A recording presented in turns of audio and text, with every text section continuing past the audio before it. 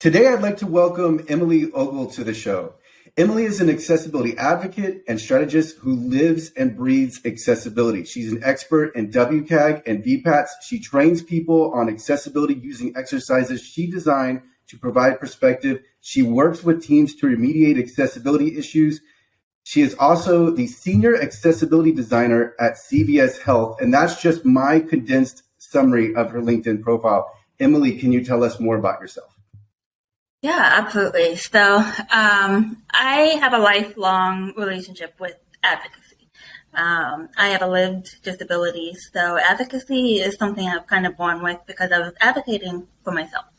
And then, that became like a super focused passion of mine. And as I learned more about accessibility, my passion grew, and I took an interest in getting into the field specifically. I wanted to work 100% on accessibility, and I've been super grateful to have the opportunity. It's really rewarding to be able to work, advocate for people in the workplace, and living out my passion from a 9 to 5, even though it's not accessibility is not a 9 to 5 for me. So one of the reasons I asked Emily to be on the show is because I want accessibility to become mainstream. And Emily's an expert at relating the importance of accessibility. Emily, to someone listening to this episode who isn't aware of why accessibility is necessary, why is accessibility so important? So we saw a lot of examples in the pandemic. When the pandemic started, it kind of exposed some gap in how people with disabilities were given the information or not being able to access information about the safety protocols, people wearing masks in doctors' offices. And that was my experience, is that I really struggled to understand my doctors during the pandemic. And then the pandemic also exposed the fact that working from home is much better for people with disabilities. And a lot of people turned out to like working from home, and there were all sorts of tools being used. So you had Zoom, you had Teams, you had Google.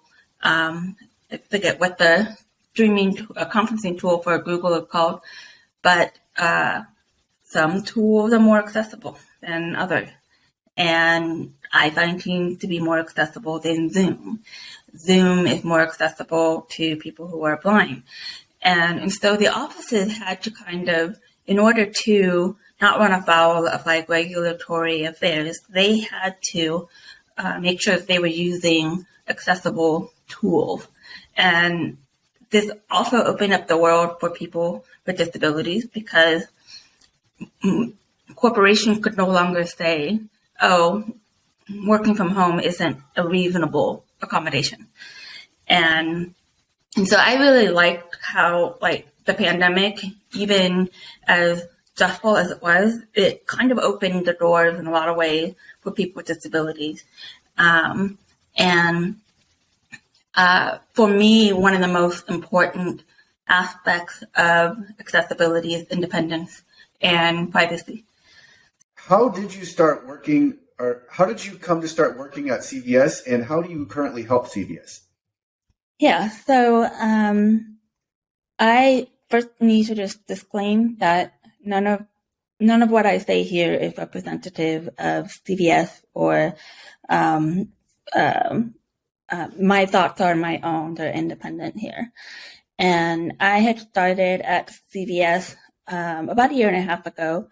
And when I was looking into other ways of employment, I liked that there was a design element. At this point in my career, I had my hands on strategy, training, online courses, and auditing. I had done just a lot of little things, but I hadn't done design yet. And I had been design adjacent, but not actually within design. And so I felt that it was a new way for me to learn and add to my bucket of skills. And in CVS, what I've really enjoyed about working for CVS is that it's really shown a commitment to accessibility. And I am embedded on a design team, and I am one of 50 designers. And so CVS has really shown a commitment to accessibility. And what's been great is seeing kind of like people make that connection in their head, like, oh yeah, if we design it this way, that's going to be confusing for people, or it's going to be difficult for them to navigate. And it's been great because I can get kind of ahead of the design. And so there's been a lot of reactivity in my career previously where we're auditing things that have already been created. We are educating on things that have already been created. And this time we are designing before it's created and preventing accessibility issues and creating more access at the outset. And that's been really meaningful for me. And another thing that I do a lot at CVS is mentoring. Because, I still have that training background. I still have that mentoring background. And so with so many people, we have such a diverse set of skill set. And so it's been really nice to mentor people and just help level them up, help support them. Because in the accessibility space, we don't have a lot of professionals as an industry. And so I feel I need to start building and helping people level up and just start spreading so that as more and more companies recognize the need for accessibility, there are enough professionals to meet that need. And so that's another important part of what I enjoy at CVS. And I think that also gets to your training, right? Like one of your specialties is training, and you have designed exercises specifically so that people can relate and better understand accessibility. What is one aspect one aspect of your training, or one exercise that really begins to change the way people think? I've had several. When I'm doing exercises that are designed to kind of make people think, I shy away from like empathy exercises. So I don't do exercises where it's like, you are sitting in a wheelchair for a day. It's not meaningful. And at the end of the day, people are not still in a wheelchair. What I prefer to do is to take something that people are already doing every day and then just put that accessibility lens on it. And so people are already using their phone and they're already sending text messages every day. But then it's like, okay, texting was derived from TTY technology. You are using technology that was originally created to help people who are deaf and hard of hearing. And then just kind of helping that to think home, like they get a lot of benefit from it as well. Something that they use every single day, take for granted. Even my dad sends text messages these days. And then there's also Alexa or Siri or any other kind of personal assistant. That is a tool that can be used for people who may have blindness, and we might use it to say, Alexa, turn on the lights. Or Alexa, create a grocery list for me. But while we're saying that just because it's convenient, it's actually reducing a lot of cognitive load for people who struggle to maybe write things down, to stay focused on something. And so it's yet another tool that has kind of become a day-to-day for us. But it has opened up a world for other people. And then there are some other ways to relate. So you have the digital accessibility, which is like texting and such, but you also have physical accessibility. So you have wheelchair ramps. Wheelchair ramps are often used by parents who have a stroller, or they are used by people who are just moving a grocery cart. And when you go into a grocery store, most often there is automated opening doors. You walk through those, you don't even think about it. But those automated opening doors really help people who use wheelchairs because it gives them much easier access. And during the pandemic, I like to relate that these accessibility tools, like an automated opening door, made it safer because I wasn't having to put my hands on a doorknob. I could just walk in and I didn't have to worry about germs. So I added another layer of the convenience and the usefulness of something that was designed for people with disabilities in mind.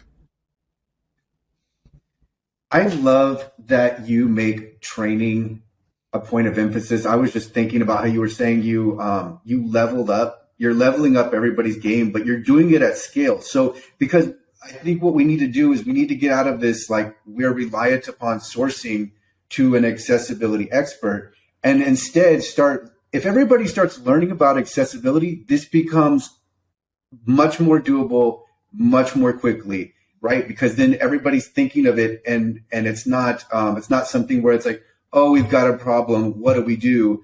It's like, no, you make it a part of your process, you integrate it, and you're also being more considerate. And it's not like everybody has to be an expert like yourself. It's just that they start, like you said, leveling up their game. Mm-hmm. Yeah. Did you want to add anything, any comment to that? No, go ahead. What is ableism? So ableism is a form of discrimination that is specific to people with disabilities. And it can be really just everywhere. Disabilities is still one of those areas that people just don't really understand the nuances, and so they participate in ableism. And one example that is quite common is when people see others, like a wheelchair user, and they rush to open the door for that wheelchair user. They rush to help, or they push the wheelchair. And they are participating in ableism because they've taken away that person's agency to make that decision for themselves. And then ableism is also reinforcing stigmas around disabilities. And so it is saying things like, you're my inspiration. You are doing things like I would do on an everyday basis, but you're disabled, so you are inspiring. And it's very infantilizing to people with disabilities when they hear, congratulations, you did it. And it's like, yeah, okay, I did it. And it has the effect of invalidating people's experiences, especially when you get into that, like, I will pray for you. I will, you did a good job, because, it may have just been their life, their entire life. I have been hard of hearing my entire life.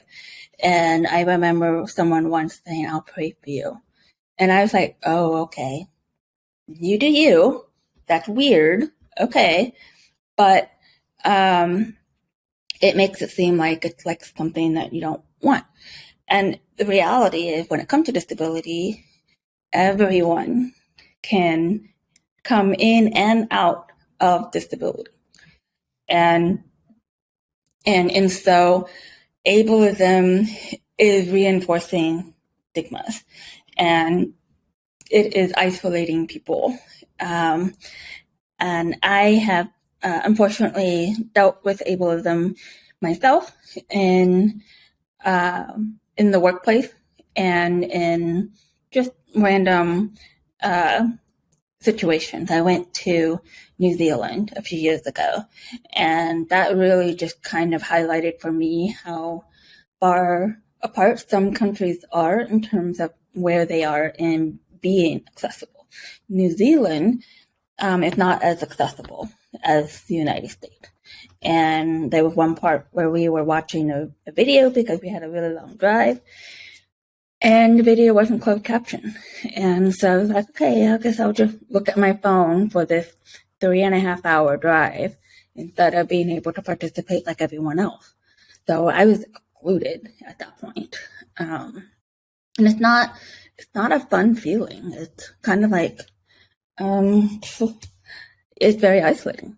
And so when I am very passionate about identifying ableism when it occurs, explaining why it's ableism, and what we can do instead.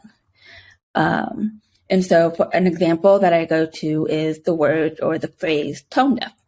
Tone deaf has a literal meaning, which means that you can't differentiate between pitches, frequencies, and music. People use it colloquially a lot as oblivious.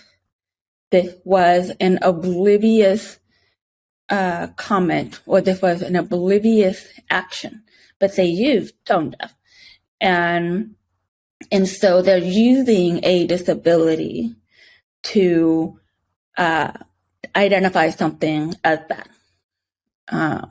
And we also see this a lot with like taking other people's disabilities and saying they're having a moment. I'm just having an OCD moment. It's my OCD. When they're not OCD, they don't have OCD.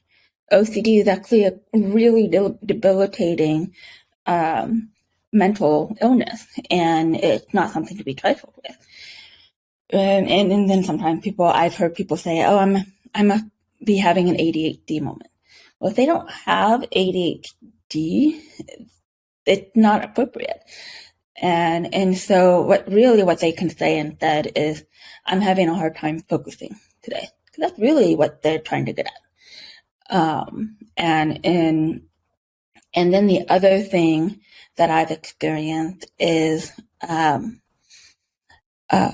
people kind of complimenting me, or thinking that they're complimenting me by saying, oh, I forgot that you're hard of hearing. And it's like they're saying, oh, you are so normal that I forgot that you're not normal. And it's like, well, I've never forget that I'm hard of hearing. And the specific example that I'm alluding to here is when I was at a work meeting in my previous role, and we were having a team meeting, a team outing, and we went to an extremely loud restaurant. And it became very clear that it was going to be impossible to hear. And then the person who organized it said, oh yeah, I totally didn't think about what you would need. And it's kind of like, this is the result of you forgetting that I'm hard of hearing, because that means that you didn't take my environmental needs into consideration. And so, yeah, there's lots of ways to be ableist. Building empathy is a huge part in helping people be aware of potentially ableist term, potentially ableist situation. It's not ever going to be perfect, but if we can make progress a little bit at a time, that would be wonderful.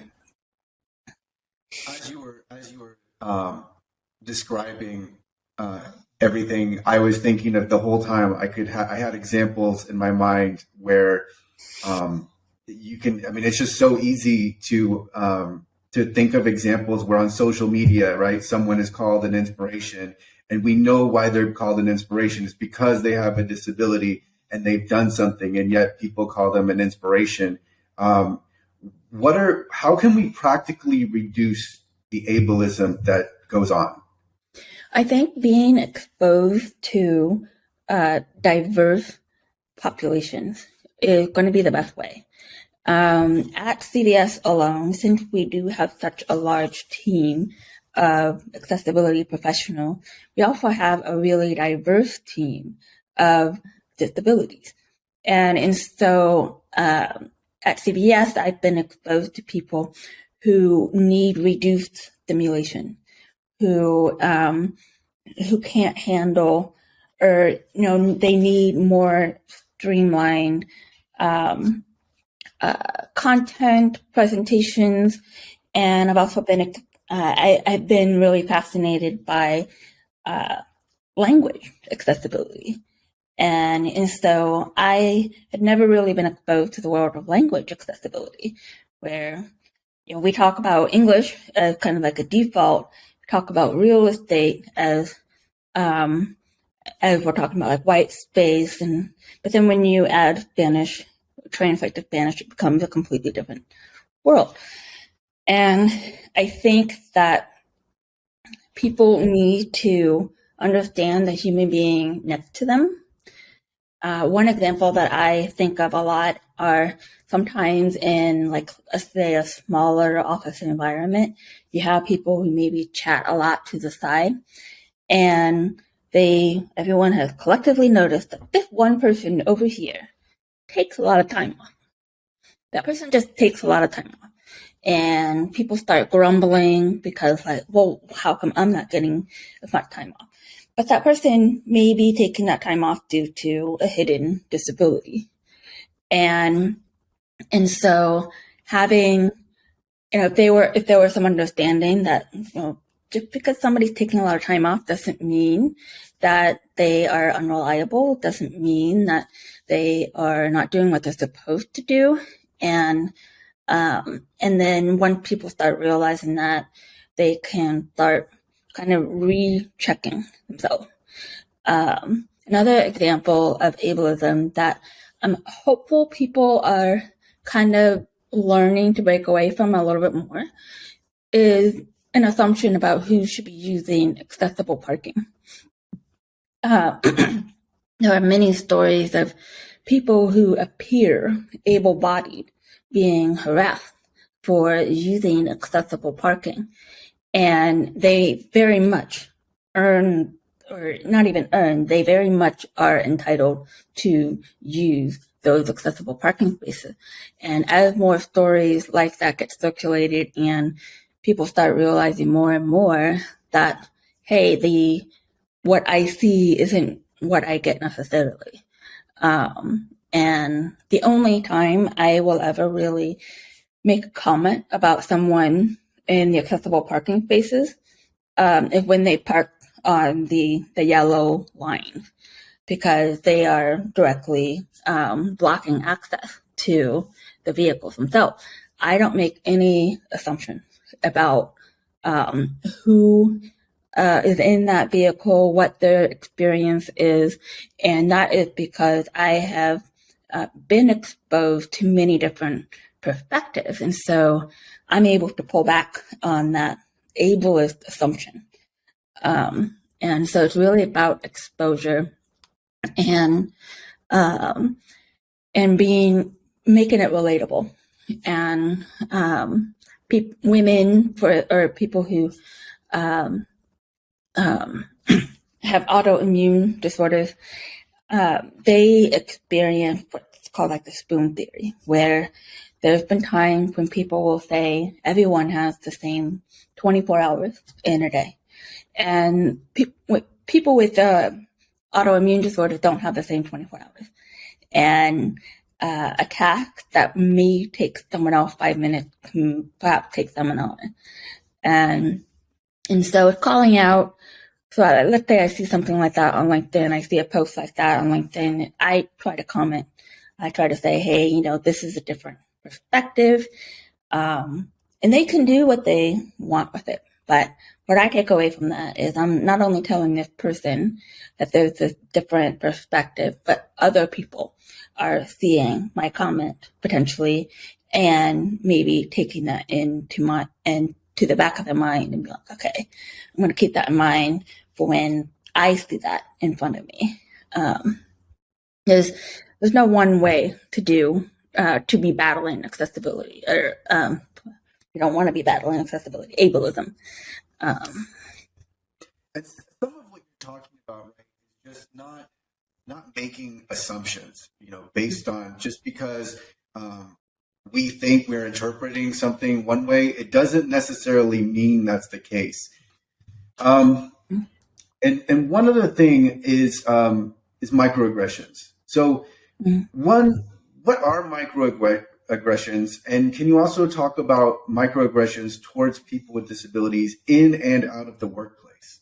Yeah, so microaggressions are kind of like subtle digs, subtle statements that kind of try to invalidate disability or use disability against you.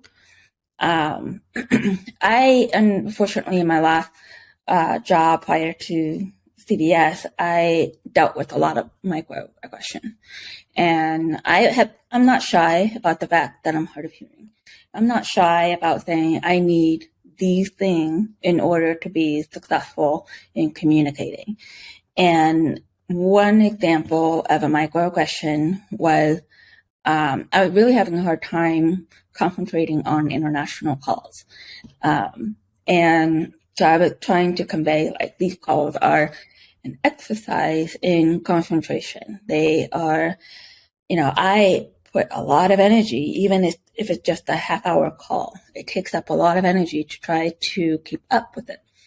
And the person, what she said was, it's not your hearing.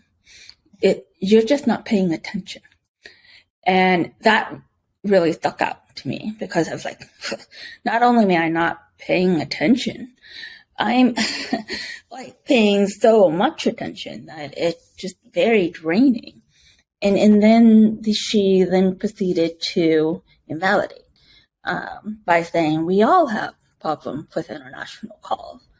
And it was, again, it's like, well, yeah, but I really have problems. Like, I literally can't hear certain sounds. And so when you have people who may be using English in certain different sounds than we normally might, yeah, it's a challenge. And then the one microaggression that I had already kind of alluded to earlier was forgetting that I am hard of hearing. And when we were starting to kind of like be together in the same spaces, but with caution, the masks were an issue for me.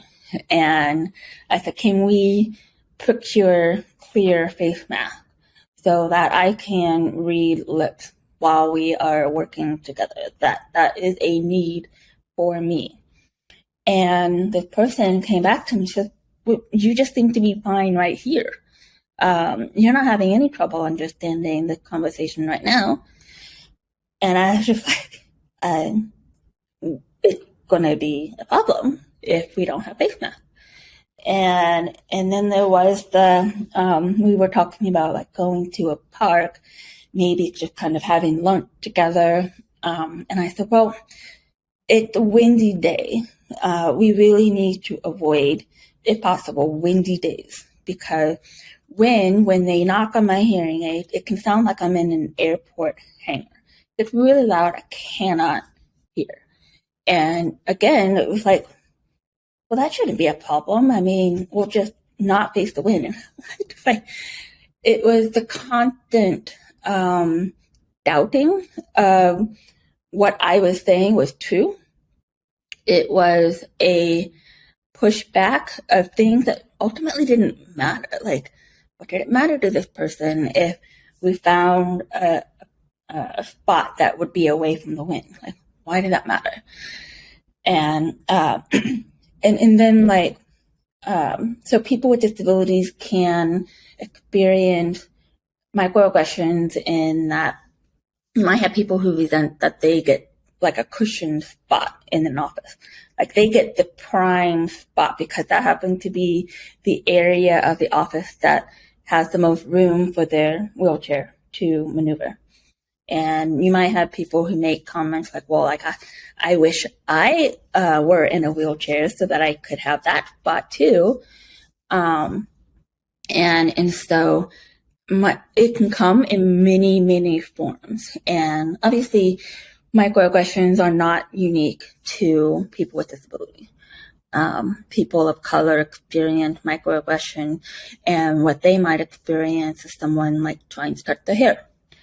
And it's seemingly innocuous, but we run into consent issues with it. I didn't give you permission to touch my hair. So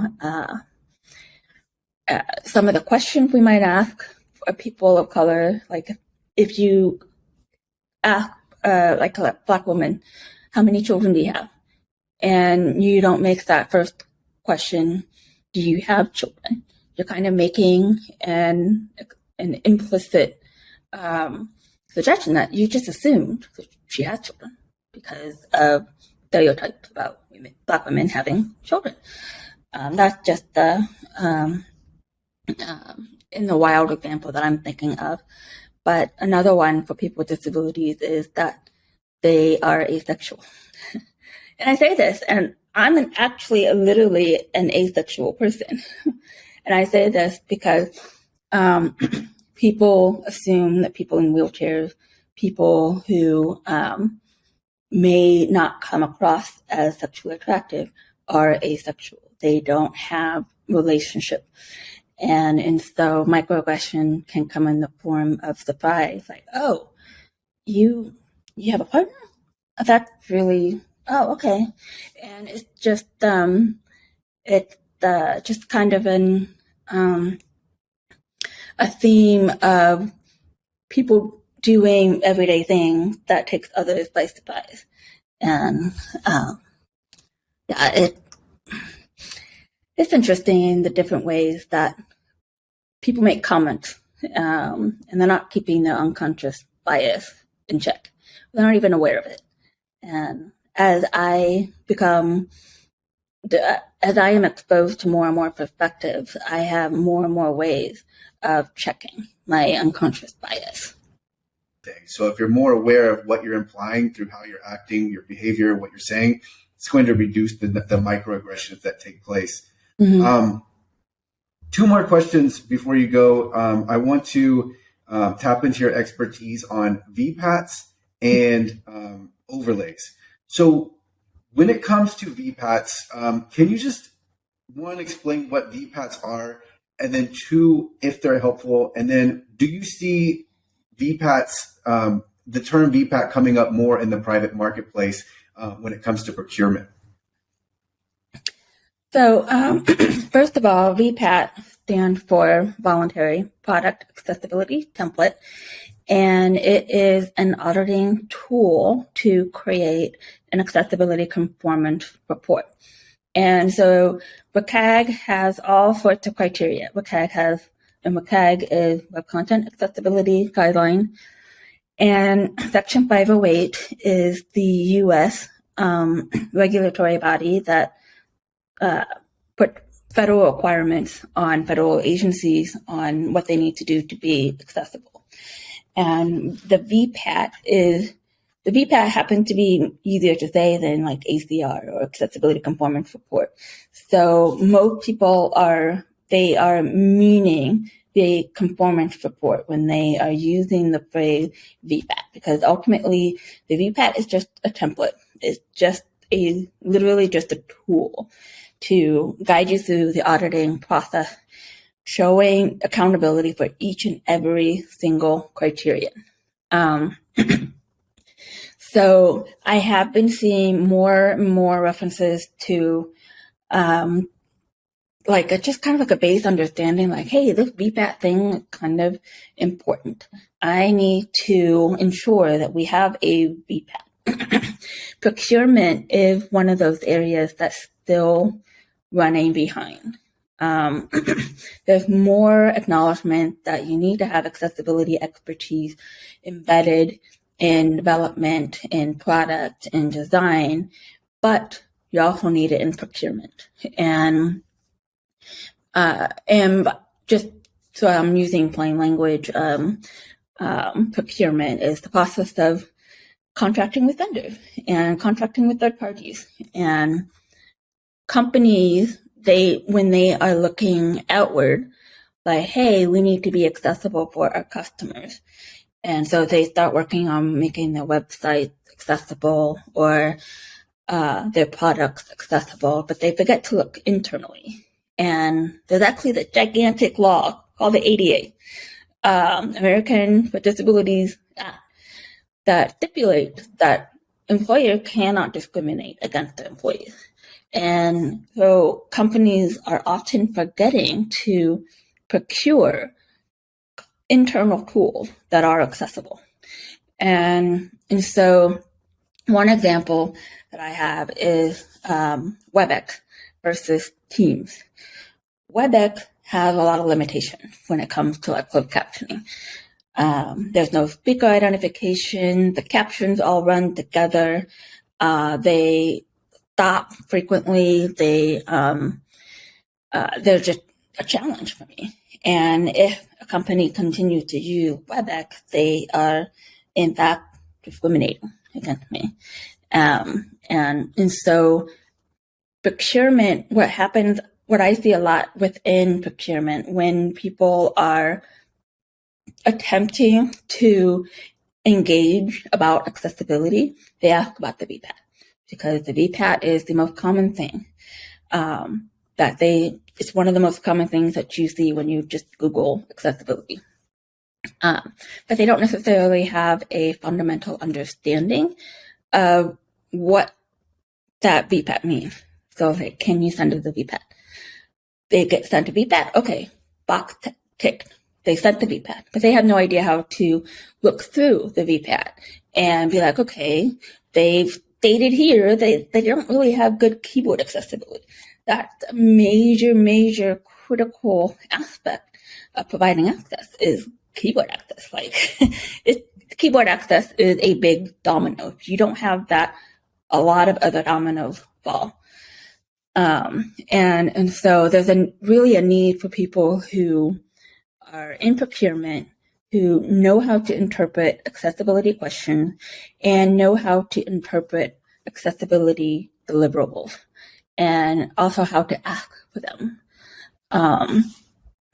There were several times in my previous role where we would get a question of how ADA compliant are you?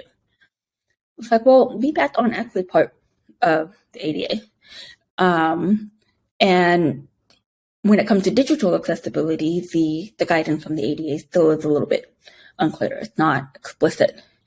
And so whenever I see that, I'm like, okay, I'm actually getting this question from someone who is not an expert.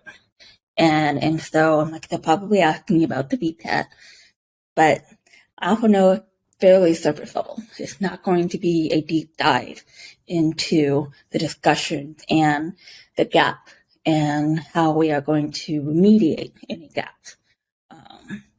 And so we still have a long way to go when it comes to procurement.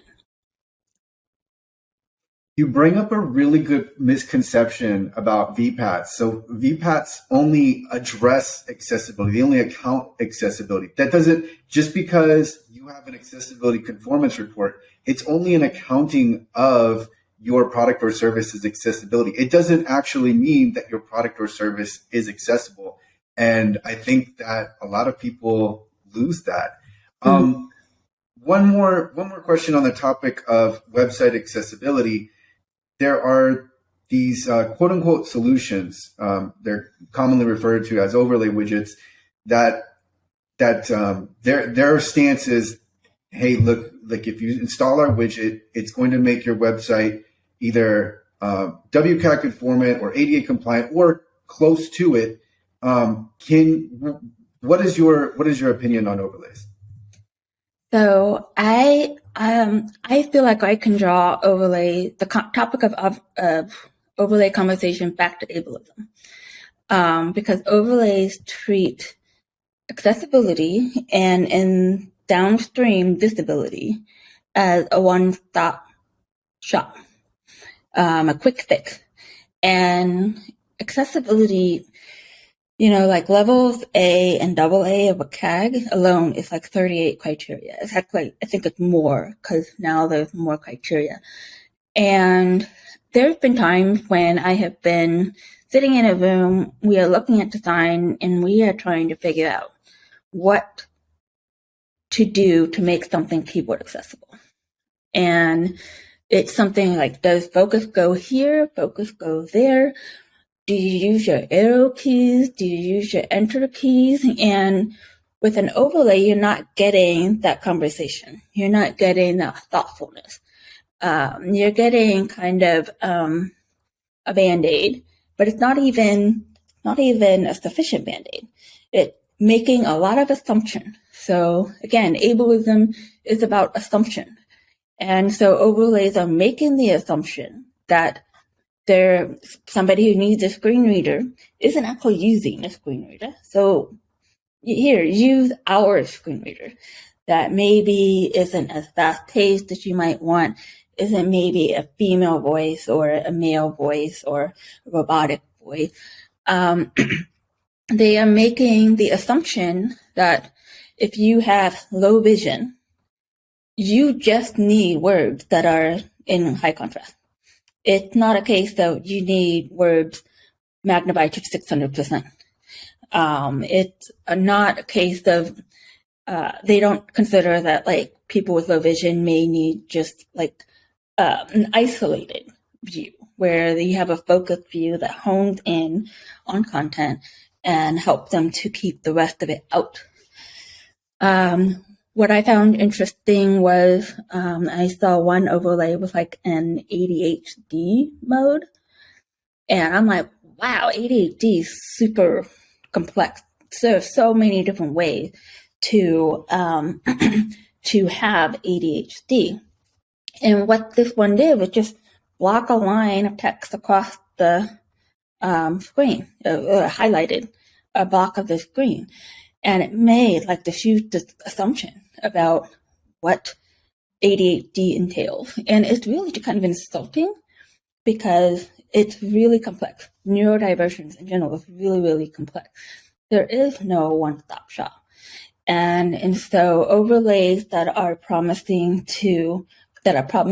compliance, I feel like they are, they're seeing an opportunity. Like you're going to have a lot of companies that don't know accessibility. It goes back to that procurement gap where we're missing accessibility expertise in procurement. And if you have someone procuring accessibility services who don't know much about accessibility themselves, and you have this like flashing lights, bells and whistles tools, like, oh, problem solved. And so overlay companies, I think, really saw an opportunity to exploit that, to exploit the fact that we still have such a lack of knowledge about accessibility in general. I think it's really unfortunate because their marketing machine, I wish that the accessibility community in general could have like used that type of marketing machine to like as you're trying to do mainstream accessibility, because I think that's like a missed opportunity on the accessibility industry is in how we talk about accessibility in general. We're not talking about it necessarily in a way that people are actually hearing it. And so, yeah, that's my thoughts on overlays. With overlays, I think what has been particularly difficult is they have infiltrated education, and so people believe what they are saying, and they just don't. People have a hard time believing that someone would lie so. Someone would lie just outright and like 100% lie, but that's what they do, and they get away with it because they're really playing on the different gray areas. But in some cases they're not. In some cases it's very obvious, and people like Carl Groves and Adrian Rosselli have done a great job of pointing that out. But we just don't have. I think with you mentioned the accessibility community.